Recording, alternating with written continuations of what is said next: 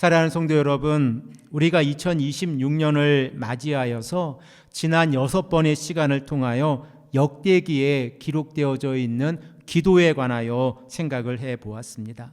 먼저 우리가 다시 한번 생각해 보아야 하는 것은 역대기 저자가 이 말씀을 기록하고 있는 상황은 이스라엘 백성들이 언약의 백성으로서 하나님 앞에서 풍요로운 삶을 살아가던 그 시절이 아니라 바벨론 포로에서 돌아온 이스라엘 백성들을 향해 말씀하고 있는 내용이라는 사실입니다. 당시 이스라엘의 백성들은 무너진 성벽과 초라한 성전 앞에서 자신들의 정체성의 위기를 느끼고 있었습니다. 이스라엘 백성들은 스스로 자신들에게 우리가 여전히 하나님의 백성인가? 라고 하는 질문을 던지고 있었고, 더 나아가서 우리의 죄가 너무 커서 하나님께서 우리를 버리신 것은 아닌가? 라고 하는 이러한 질문 가운데에서 자신의 정체성을 잃어버리고 있었습니다. 이러한 상황 가운데에서 역대기 저자가 역대기의 말씀을 기록하면서 이스라엘 백성들에게 전하는 메시지의 핵심은 회복의 복음입니다. 우리가 회복의 복음이라는 이러한 관점에서 기도의 내용을 생각해 보면, 복음이란 하나님과의 언약적인 관계 속에서 언약의 백성들이 하나님 앞에서 자신들의 신앙을 회복하고 하나님 앞에 나아가는 모습입니다. 그러므로 기도를 우리가 다시 한번 정의해 보면, 역대기 저자는 기도란 하나님을 찾는 행위라고 우리에게 말씀하고 있습니다. 그러면 우리가 지난 6번의 시간을 통하여 참된 기도자의 모습을 생각해 보았는데, 우리가 다시 한번 이 6가지 기도의 특징을 생각해 보고, 오늘 마지막으로 솔로몬이 하나님 앞에서 봉헌하고 드린 이 기도의 내용과 하나님께서 원하시는 기도자의 모습은 어떠한 모습인가에 관하여 정리를 우리가 마지막으로 해보겠습니다. 6가지 기도를 여러분들은 모두 기억하고 계십니까? 첫 번째 주간에 우리가 2026년 쉴만한 물가교회 표로 정한 이 기도의 내용을 생각해 보았는데, 야베스의 기도는 삶의 지경을 넓히는 기도입니다.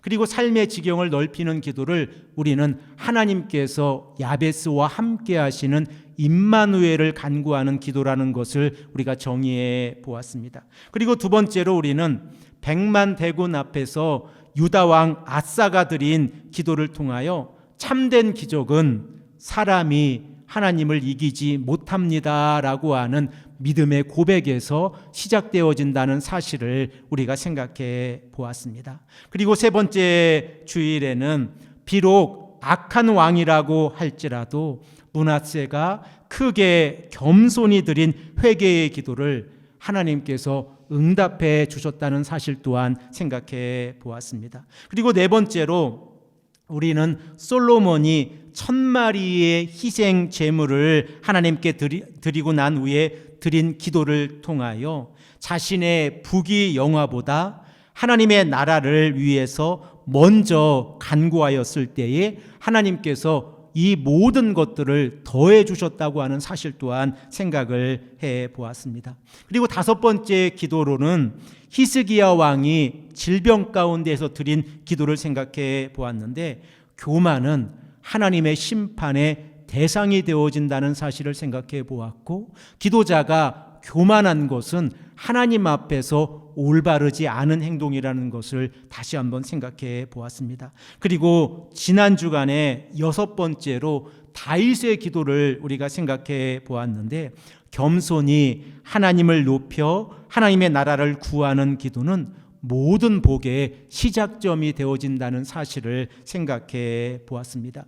이렇게 6가지 기도의 제목들을 통하여 우리는 하나님 앞에서 올바른 기도, 하나님께서 응답하시는 기도의 특징들이 무엇인가에 관하여 생각을 해 보았습니다. 그리고 오늘 마지막으로 솔로몬이 성전을 봉헌하고 난 다음에 하나님께 드린 기도, 그리고 하나님께서 솔로몬에게 말씀하시는 이 내용을 통하여 기도자의 올바른 자세에 관하여 생각을 해 보기를 원합니다.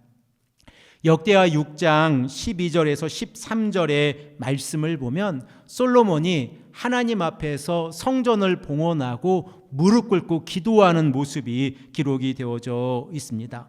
솔로몬은 누구입니까? 이스라엘의 왕입니다. 솔로몬이 이스라엘의 왕이라고 하는 것은 그가 가장 높은 위치에 올라갔다는 것을 의미합니다. 그러나 역대하 6장 13절의 말씀을 보면 솔로몬은 놋으로 만든 특별한 대 위에 서서 온 백성들이 바라보는 상황 가운데에서 무릎을 꿇고 하나님께 손을 높이 폈습니다. 우리 다 함께 이 말씀을 함께 읽겠습니다. 주보 앞면에 있습니다. 우리가 다 함께 읽겠습니다. 솔로몬이 일찍이 놋으로 대를 만들었으니 길이가 5규빗이요 너비가 5규빗이요 높이가 3규빗이라. 뜰 가운데 두었더니 그가 그 위에 서서 이스라엘의 모든 회중 앞에서 무릎을 꿇고 하늘을 향하여 손을 펴고. 이 장면을 생각해 보십시오. 이스라엘 백성들이 솔로몬의 성전을 건축하고 하나님 앞에 봉헌을 드리는 이 모습 가운데에서 솔로몬이 언약의 백성들에게 보여준 모습은 온 백성들 앞에서 무릎을 꿇는 모습이었습니다. 그리고 이렇게 가장 높은 자리에 올라간 왕이 가장 낮은 자세로 하나님 앞에서 무릎을 꿇고 기도하며 나아갈 때에 하나님께서 하늘의 문을 여신다는 사실을 우리가 말씀을 통하여 생각을 해 볼 수 있습니다. 사랑하는 성도 여러분, 기도자는 하나님 앞에 어떠한 모습으로 나아가야 합니까? 기도자는 하나님 앞에서 겸손한 자의 모습으로 나아가야 합니다. 하나님 앞에서 왕위에 오른 이 솔로몬도 자신은 아무것도 아닙니다 라고 하는 믿음의 고백, 신앙의 고백 위에 서 있었습니다. 그러므로 우리가 하나님 앞에 기도자로의 모습으로 나아갈 때 하나님 없이는 저는 아무런 존재도 아닙니다 라고 하는 믿음의 고백 위에서 나아가야 합니다. 이러한 낮아짐의 자세가 하나님 앞에 나아가는 자세라는 것을 생각해 볼 수 있습니다. 특별히 우리가 역대기에 기록되어져 있는 기도자의 모습을 생각해 볼 때에 하나님 앞에서 겸손은 하나님께서 그 기도에 응답해 주시는 절대적인 전제 조건이라는 것을 생각해 볼 수 있습니다. 하나님께서는 교만한 자의 기도를 듣지 않으십니다. 하나님께서는 자신을 내세우는 자의 기도를 듣지 아니하신다는 사실을 우리가 왕들의 기도를 통하여 생각을 해 보았습니다. 그러므로 우리의 모습도 이러한 모습이어야 합니다. 우리가 하나님 앞에서 막힌 담이 있습니까? 그러면 가장 먼저 자신을 낮추어야 합니다. 가장 먼저 자신을 낮추고 겸손히 기도의 자리로 나아가면 하나님께서 그 낮은 곳에 임재하신다는 사실을 우리가 말씀을 통하여 생각을 해 볼 수 있습니다. 솔로몬은 언약의 백성들이 하나님 앞에서 솔로몬 성전을 봉헌하였을 때에 하나님 앞에서 놀라운 신학적인 고백을 합니다. 역대하 6장 18절의 말씀도 우리가 한 목소리로 읽겠습니다. 하나님이 참으로 사람과 함께 땅에 계시리이까 보소서 하늘과 하늘들의 하늘이라도 주를 용납하지 못하겠거든 하물며 내가 건축한 이 성전이오리까. 솔로몬은 성전이 하나님을 가두어 두는 장소가 아니라는 사실을 강조하고 있습니다. 하나님은 누구이십니까? 온 우주보다 크신 분이시고 하늘에 거하시는 분이십니다. 그러나 하나님께서 자신의 백성들이 자신의 이름으로 모여 하나님을 예배할 때에 그 자리에 함께 하신다고 약속하고 계시지 않습니까? 그러므로 언약의 백성들이 성전을 향하여 기도할 때 성전은 온 우주에 거주하시는 하나님께서 우리를 만나 주시겠다고 약속해 주시는 은혜의 장소가 되어진다는 사실을 우리가 생각해 볼 수 있습니다. 그러므로 성전에서 우리가 하나님께 기도하는 이러한 모습은 하나님의 임재 가운데에서 겸손히 무릎을 꿇는 모습이라는 것을 생각해 볼 수 있습니다. 그러면 누가 하나님 앞에서 기도할 수 있습니까? 역대하 6장 36절의 말씀을 보면 솔로몬은 주께 범죄하지 아니하는 사람은 없사오니라고 고백합니다. 이 고백을 통하여 하나님의 성전 앞에 나와 기도하는 자들의 모습은 죄인이라는 사실을 생각해 볼 수 있습니다. 우리는 하나님 앞에서 죄인입니다. 이 사실을 고백하며 나아갈 때에 우리는 하나님 앞에서 무릎을 꿇을 수 있습니다. 성전은 하나님 앞에서 온전한 자들이 모여서 자신들의 의로움을 드러내고 예배하는 장소가 아닙니다. 성전은 하나님 앞에서 죄인들이 하나님 앞에 나와 무릎을 꿇고 치유와 회복의 은혜를 경험하는 장소입니다. 그러므로 우리가 어떠한 실패의 자리에 있든지, 우리가 어떠한 죄 가운데 있다고 할지라도 우리가 하나님의 몸된 예수 그리스도의 몸된 교회에 와서 하나님을 예배하는 것은 우리의 시선이 세상에 집중되는 것이 아니라 우리의 시선이 하나님께 고정하고 하나님께 우리의 연약함을 고백하는 자리입니다. 그러므로 우리가 기도하고 있습니까? 그러면 우리는 우리 스스로 죄인이라고 하는 사실을 하나님 앞에서 고백하고 있는 내용입니다. 솔로몬은 이 예루살렘 성전을 하나님께 봉헌하고 나서 역대하 6장 22절에서 40절의 말씀을 보면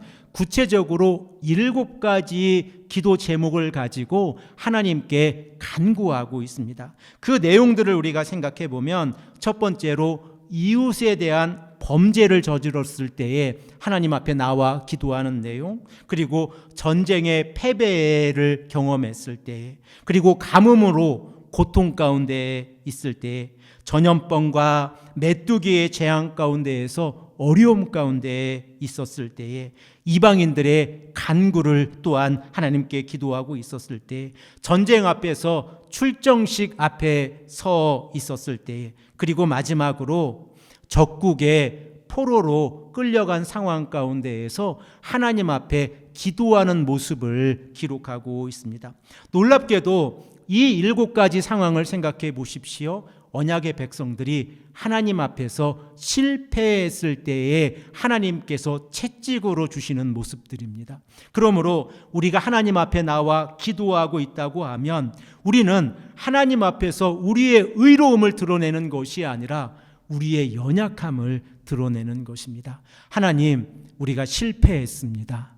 하나님, 우리가 무너졌습니다. 하나님, 우리가 우리의 잘못으로 인하여 하나님 앞에서 심판을 받고 있습니다라고 하는 신앙 고백을 하는 자리가 바로 기도의 자리라는 것을 우리가 다시 한번 생각해 볼 수 있습니다. 그러므로 기도는 인간의 죄로 인하여 스스로 고난을 경험하고 있었을 때에 하나님 앞에 나와 기도하는 자리입니다. 성전 봉헌식에서 솔로몬이 하나님을 찬양하고 하나님께 영광을 돌리는 모습이 아니라 이러한 기도를 드리고 있는 이유가 무엇입니까? 이 기쁨의 자리에서 언약의 백성들이 실패해서 하나님께 나와 기도할 때에 이러한 기도의 제목을 가지고 하나님 앞에 나와 기도할 때에 하나님, 언약의 백성들의 기도를 들어주시옵소서라고 간절히 솔로몬이 기도하고 있는 그 이유가 무엇입니까? 그 이유를 생각해 보면 마땅히 받아야 할 형벌이라고 할지라도 기도를 통해서 하나님께서 은혜를 주실 수 있다고 하는 사실입니다. 사랑하는 성도 여러분, 우리는 때로는 이렇게 생각할 수 있습니다. 내가 잘못해서 하나님 앞에서 심판을 받는데 어떻게 기도합니까? 나의 연약함인데 하나님께서 나의 연약함을 채찍으로 다루고 계신데 내가 어떻게 하나님 앞에 나와 기도할 수 있습니까? 라고 우리 스스로 반문할 때가 있습니다. 그러나 바로 그 시간이 기도할 시간입니다. 바로 그 시간이 하나님께서 우리를 사랑하시고 하나님께서 우리를 다루시는 시간이라는 것을 생각해 볼 수 있습니다. 기도는 회개와 연결되어져 있습니다.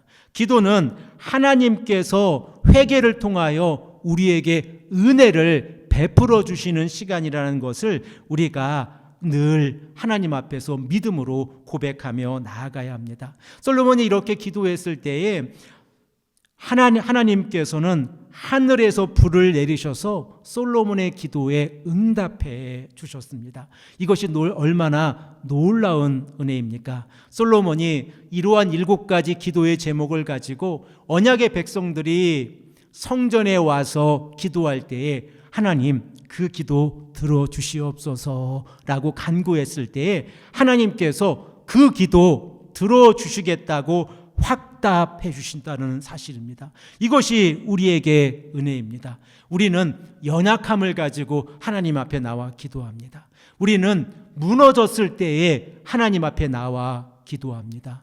우리는 하나님의 은혜가 절실히 필요할 때에 하나님께 나와 기도합니다. 바로 그때가 우리가 하나님의 은혜를 경험하는 시간입니다. 그리고 하나님께서는 솔로몬의 기도를 들으시고 오늘 우리가 함께 읽었던 역대하 7장 14절의 말씀, 역대기의 핵심적인 말씀을 친히 솔로몬에게 말씀해 주십니다. 이것이 얼마나 큰 기도입니다. 우리가 이 모습을 통하여 우리가 어떻게 하나님께 기도하면 하나님께서 우리에게 응답해 주신다고 하는 기도의 원칙을 4가지로 생각해 볼 수 있습니다. 이 말씀 우리가 한 목소리로 읽겠습니다. 역대하 7장 14절의 말씀입니다. 내 이름으로 일컫는 내 백성이 그들의 악한 길에서 떠나 스스로 낮추고 기도하여 내 얼굴을 찾으면 내가 하늘에서 듣고 그들의 죄를 사하고 그들의 땅을 고칠지라. 아멘. 언약의 백성들이 악한 길에서 떠나서 하나님 앞에 나왔을 때에 하나님께서 그들의 기도를 들어주시는 가장 첫 번째 조건이 무엇입니까? 바로 이 기도자의 모습을 우리가 깨닫게 되어지면 우리는 하나님 앞에 기도했을 때에 하나님께서 응답해 주신다는 사실을 깨닫게 되어지는데, 첫 번째 기도자의 모습은 스스로 자신을 낮추는 모습입니다. 우리는 이러한 모습을 이미 왕들의 기도를 통하여 생각을 해 보았습니다. 솔로몬이 하나님 앞에 성전을 봉헌하고 온 백성 앞에서 무릎을 꿇고 자신의 손을 높이 들은 것처럼 하나님 앞에서 겸손히 기도하는 모습은 하나님께서 그 기도에 응답해 주신다고 하는 전제 조건이 되어진다는 사실입니다. 우리는 우리 자신을 하나님 앞에서 낮추어야 합니다. 우리가 우리 자신을 하나님 앞에서 낮춘다고 하는 것은 우리의 죄성을 인정하고 우리의 한계를 인정하는 것입니다. 이렇게 우리가 우리의 죄성과 우리의 한계를 인정하고 나아갈 때 우리가 하나님 앞에서 고백하는 내용이 있습니다. 그것이 무엇입니까? 하나님의 주권을 높여드리는 것입니다. 이렇게 하나님 앞에서 자신을 낮추는 자는 하나님의 주권을 높여드리게 되어집니다. 우리가 왕들의 기도 가운데에서 므낫세의 기도를 생각해 보지 않았습니까?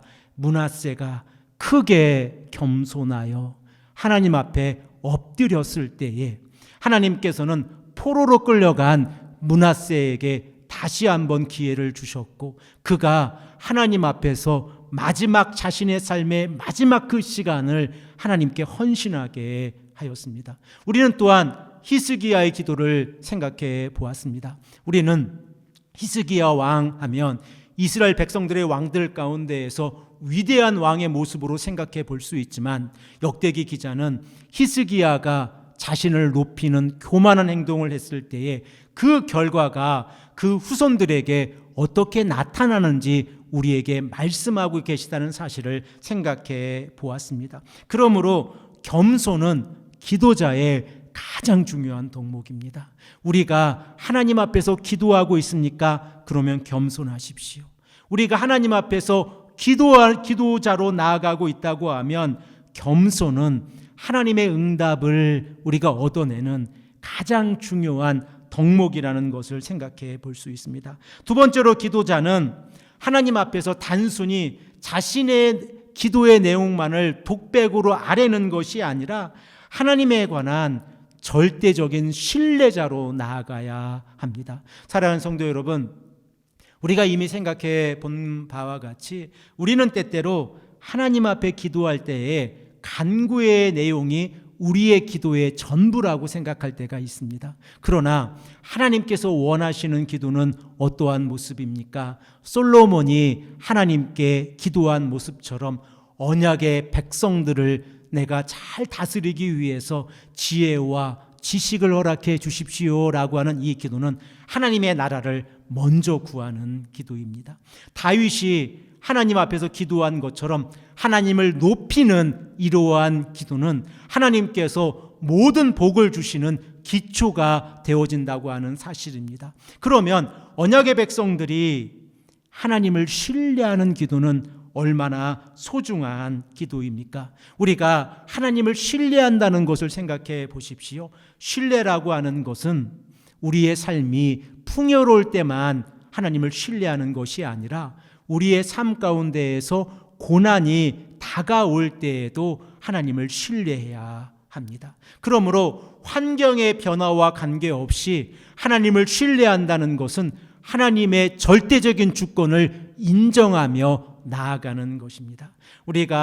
제가 지난 주간에 칼럼으로 여러분들에게 나누어 드리고 함께 생각해 본 바와 같이 환경의 풍요로움은 우리의 믿음의 길이, 우리의 신앙의 길이 하나님 앞에서 올바른 길로 걸어가는 것처럼 보입니다. 그런데 만일 그 환경의 변화가 일어나서 우리의 삶에 혹독한 겨울이 다가온다고 할지라도 하나님을 향해 나아가는 길이 바뀌지는 않습니다. 오직 우리는 예수 그리스도의 십자가의 보혈과 부활의 능력을 통하여 하나님께 나아갈 수 있습니다.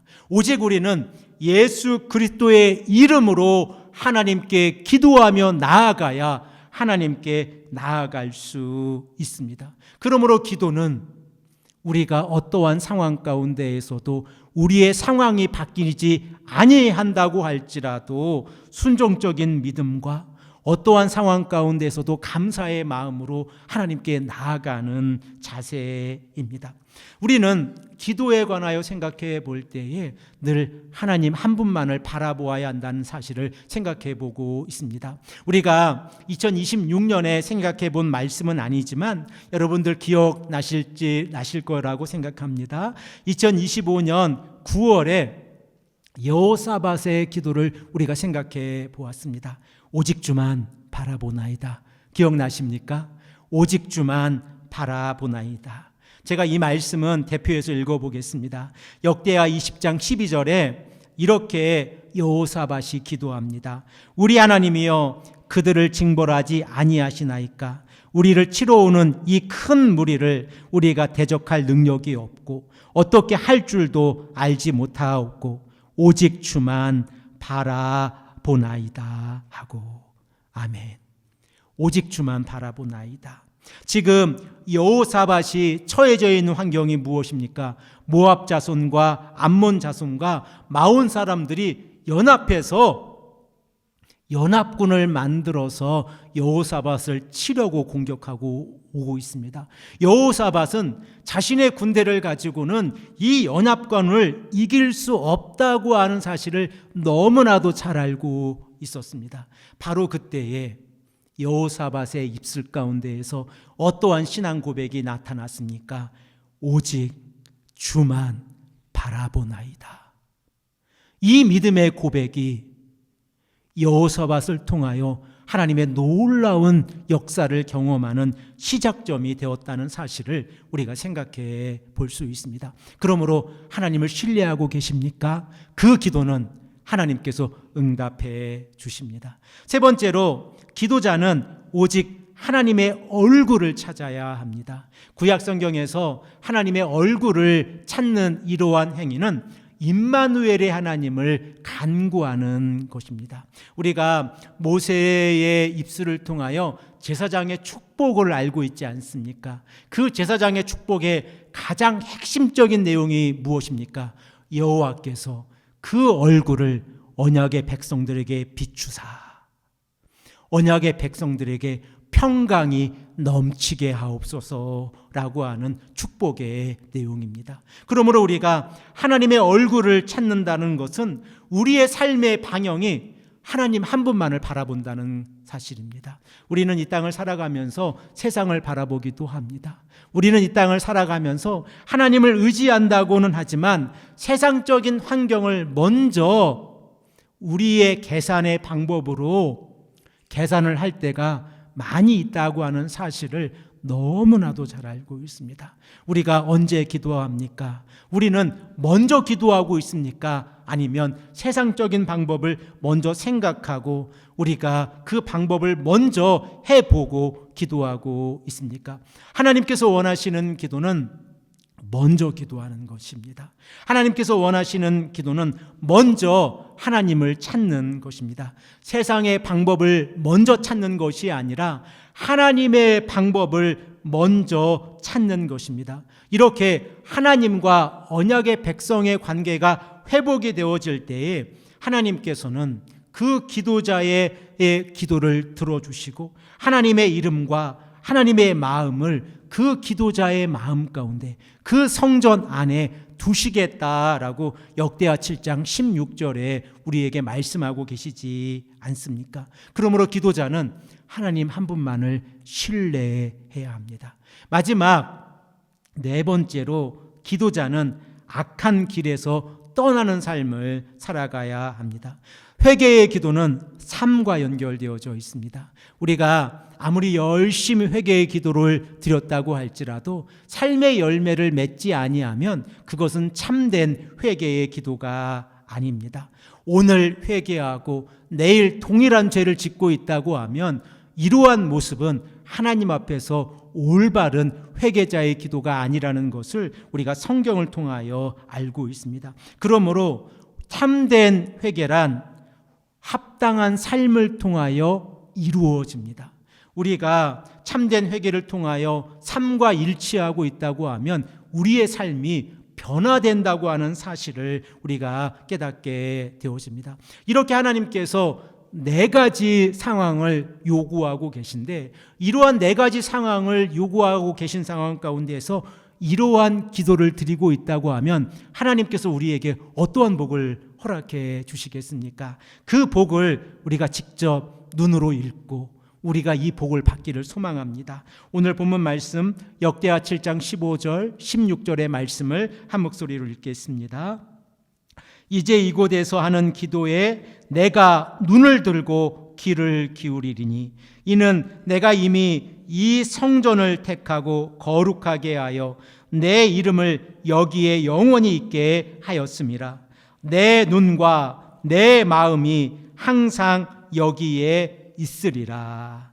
아멘. 사랑하는 성도 여러분, 이러한 복이 우리의 삶 가운데 가득 넘쳐나기를 소망합니다. 그러면 우리가 어떻게 살아가야 합니까? 다시 한번 이 기도의 네 가지 특징을 정리해 보겠습니다. 첫 번째로 기도자는 스스로를 낮추는 삶을 살아가야 합니다. 두 번째로 기도자는 하나님을 향한 간절한 신뢰를 가지고 있어야 합니다. 세 번째로 기도자는 하나님의 얼굴을 찾아야 합니다.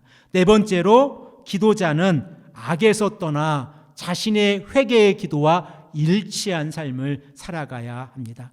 이 네 가지 조건이 이루어지면 하나님께서 우리에게 약속하시는 내용이 무엇입니까?